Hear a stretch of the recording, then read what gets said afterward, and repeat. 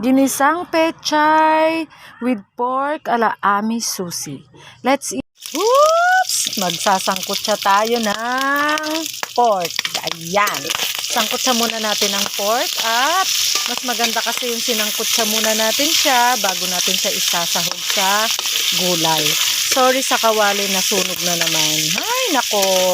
O, ayan. Nagugulay tayo guys ha. Gusto ko to parang litsong kawali nila bago ko siya hahanguin guys. Woo! Alam nyo ba guys, ang sekreto ng malutong malitsong kawali, ganito pala. Kapag, aray ko sumutunog.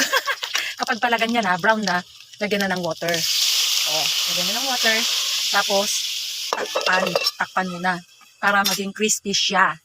Tignan na natin kung natuyo na yung tubig na nilagay ko. O, ayan, mukhang malutong na siya guys. Ganun pala. Habang nagpiprito ka, bubuhos-buhusan mo ng konting tubig para lalo maging crispy.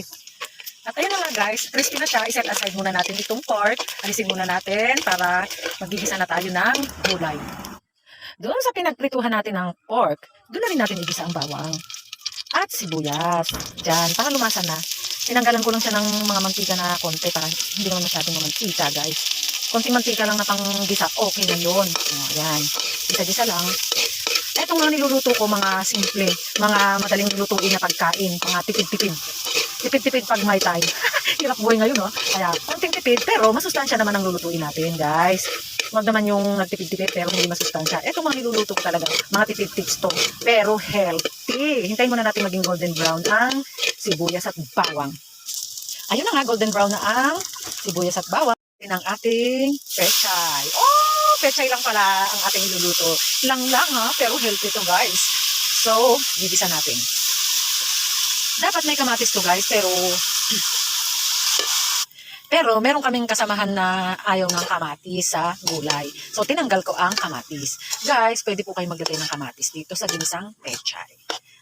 Ginisang pechay with pork ala Ami Susi. O, diba? Social ang pangalan. Lagyan na natin ng konting patis guys. Konti-konti lang ha. Tansya-tansya lang guys. Pwede nyo na rin siyang lagyan ng inyong mga pangpasarap. Bahala na kayo kung anong pangpasarap ang ilalagay nyo.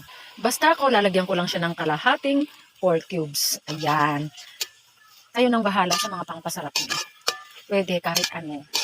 Ayan. Hintayin lang natin magmaluto yung pechay. Huwag masyadong i-overcook guys. Maya-maya hanguin na natin kahit green-green pa.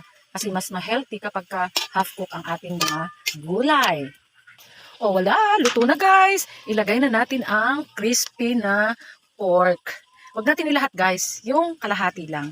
Ihalo-halo lang natin yan para lumasa na siya.